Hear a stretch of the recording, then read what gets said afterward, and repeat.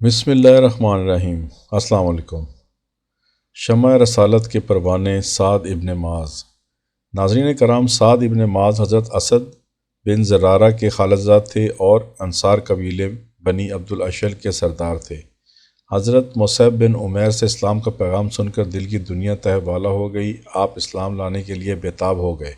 چنانچہ حضرت مصعب بن عمیر نے ان کو حلقہ بگوش اسلام کر لیا۔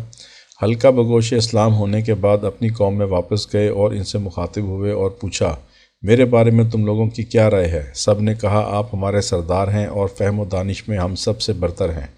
پھر کہا، تو سن لو، میں ایمان لے آیا ہوں اور جب تک تم بھی اسلام نہیں لے آؤ گے میری بول چال تم سے بند رہے گی۔ حضرت سعد کا یہ اعلان سن کر بنی عبد الاشل کے تمام مرد و زن مسلمان ہو گئے اور جمعیت اہل اسلام میں یکلخت خاطر خواہ اضافہ ہو گیا۔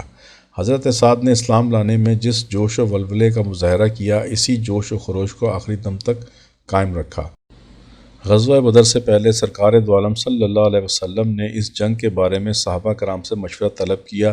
اس وقت انصار کی ترجمانی کرتے ہوئے حضرت سعد نے جو ولولہ انگیز گفتگو کی، وہ الفاظ و جذبہ اپنی مثال آپ ہیں۔ حضرت سعد نے کہا، یا رسول اللہ صلی اللہ علیہ وسلم، جس سے جی چاہے قطع تعلق کر لیجئے، جس سے جی چاہتا ہے تعلق قائم کر لیجئے، جس سے صلح کرنا چاہیں صلح کیجئے، جس کے ساتھ جنگ کرنا چاہیں جنگ کیجئے، جس قدر مال ضرورت ہو بے تکلف لے لیجئے اور ہمیں کچھ دینے کا ارادہ ہو عطا فرما دیجئے۔ غرض یہ کہ آپ کا جو جی چاہے کیجئے، ہر حال میں آپ کے ساتھ ہیں۔ خود سپردگی کا یہ والہانہ کیفیت دیکھ کر سرکار دو عالم صلی اللہ علیہ وسلم کا روح انور مسرت سے دمکنے لگا۔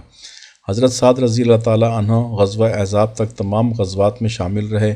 غزوہ احزاب میں ایک تیر لگنے سے آپ کے بازو کی ایک رگ کٹ گئی اور خون فوارے کی طرح ابلنے لگا۔ آپ نے اللہ سے دعا کی کہ مجھے اس وقت تک زندہ رکھنا جب تک میں اپنی آنکھوں سے بنو قریظہ کا انجام نہ دیکھ لوں۔ بنو قریظہ مدینہ کے یہودیوں کا ایک قبیلہ تھا۔ اسلام لانے سے پہلے حضرت سعد کے ان کے ساتھ بہت اچھے تعلقات تھے۔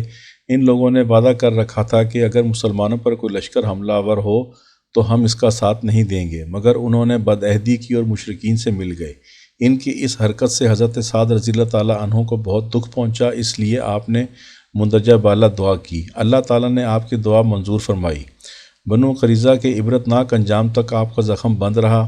بنو قریظہ کی قسمت کا فیصلہ ہوتے ہی آپ کا زخم پھر کھل گیا، خون بہنے لگا اور آپ لمحہ بے لمحہ موت کے قریب ہونے لگے۔ نزا سے ذرا پہلے سرکار دو عالم صلی اللہ علیہ وسلم آپ کے پاس تشریف لائے اور آپ کا سر اپنی آغوش میں رکھ کر بیٹھ گئے۔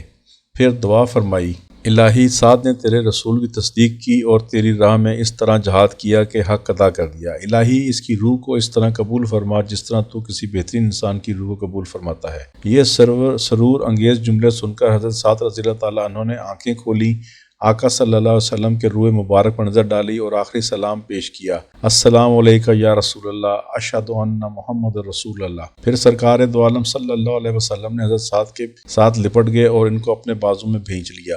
ان کے زخم سے خون نکل رہا تھا اور سرکار دو عالم صلی اللہ علیہ وسلم کے روح اقدس پر پڑ رہا تھا۔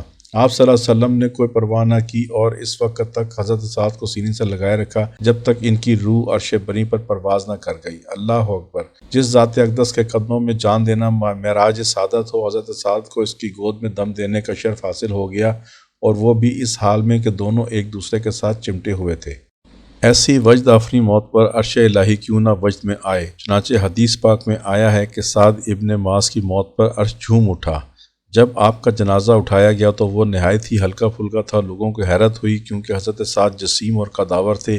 سرکار دو عالم صلی اللہ علیہ وسلم نے فرمایا، ہلکا ہونے کی وجہ یہ ہے کہ سعد رضی اللہ تعالیٰ عنہ کی میت کو کندھا دینے کے لیے 70,000 فرشتے آئے ہوئے ہیں جو اس سے پہلے زمین پر نازل نہیں ہوئے۔ جب آپ کو لحد میں رکھا گیا تو سرکار دو عالم صلی اللہ علیہ وسلم بنفس نفیس قبر میں اترے اور دیر تک کھڑے رہے۔ آپ نے فرمایا، سعد کے لیے قبر تنگ ہونے لگی تھی، میں نے دعا کی تو کشادہ ہو گئی۔ شاید قبر بھی آپ کو سینے سے لگانے کے لیے بےتاب ہو رہی ہوگی۔ تدفین کے بعد سرکار دو عالم صلی اللہ علیہ وسلم نے آپ کی قبر پر کھڑے ہو کر ایک مرتبہ پھر دعا کی اور واپس تشریف لے آئے۔ حضرت سعد رضی اللہ تعالیٰ عنہ کی والدہ بہت دکھی تھیں اور رو رو کر ان کا برا حال تھا۔ سرکار دو عالم صلی اللہ علیہ وسلم نے تسلی دیتے ہوئے فرمایا، کیا تیری تسکین کے لیے یہ مسردہ کافی نہیں کہ تیرا بیٹا وہ پہلا شخص ہے جس کے ساتھ اس کے رب نے ہنستے ہوئے ملاقات کی ہے۔